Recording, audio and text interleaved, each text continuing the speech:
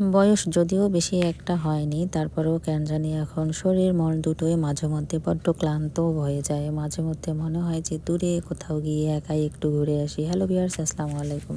তো মাঝে মধ্যে বেশি টেনশন নিতে কেন জানি একদমই ভালো লাগে না।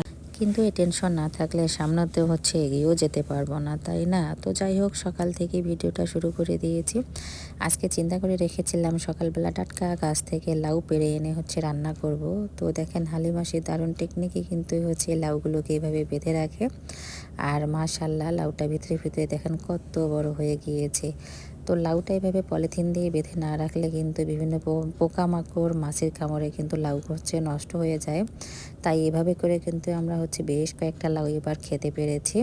তো টেকনিকটা আপনাদের কাছে কেমন লাগলো অবশ্যই জানাবেন। পারলে আপনারাও এই টেকনিকটা অবলম্বন করতে পারেন। এটা আমাদের হালিমাসির বুদ্ধি। তো দেখেন, আর পলিথিনটা কিন্তু দিতে হবে একটু বড় সাইজেরই, যাতে করে লাউটা একটু বড় হলে পলিথিনের জায়গাটা হয়, না হলে আবার ছিঁড়ে যেতে পারে। আর ছিঁড়ে গেলেও কিন্তু বুঝতেই তো পারতেছেন, আবার পোকামাকড়, মাছের উপদ্রব হবে লাউয়ের উপরে। তো যাই হোক, ভালো লাগলো, এভাবে আমরা বেশ কয়েকটা এবার লাউ খেতে পেরেছি। তো আজকে মোয়া মাছ দিয়ে আমি লাউ রান্না করব, আর তার সঙ্গে মাশকালাই ডাল দেব। লবণ হলুদ মাখিয়ে মাছটা তেলেই তো আমি ভালোভাবে ভেজে নিলাম। এর সঙ্গে একটু কাঁচা মরিচ, পেঁয়াজ আর ধনিয়া পাতাটাও দিয়েছি, কারণ একটু ভাজা মাছ আমার ছেলের জন্য রেখে দেবো। ও সকালবেলা খেয়ে স্কুলে যাবে। ও এরকম মাছের চচ্চড়ি খেতে অনেক পছন্দ করে, আর লাউয়ের মধ্যে দিলে কিন্তু একদমই খেতে চায় না। তো মাছ ভাজিটা উঠিয়ে রেখে তো এখন আমি মশলাটা কষিয়ে নিচ্ছি। এখানে তেলের মধ্যে পেঁয়াজটা ভেজে নিয়ে কাঁচামরিচ, স্বাদ মতো লবণ, হলুদের গুঁড়ো দিয়ে ভালোভাবে মশলা কষিয়ে এখন আমি তো লাউটা দিয়ে দিলাম। লাউটা এভাবে ভালোভাবে কিছুক্ষণ কষিয়ে নেওয়ার পর আমি ঢাকনা দিয়ে দিয়েছি। আর এটাতে কিন্তু ঢাকনা দেওয়ার আগে আমি একটু পাঁচ মশলার গুঁড়ো দিয়েছি।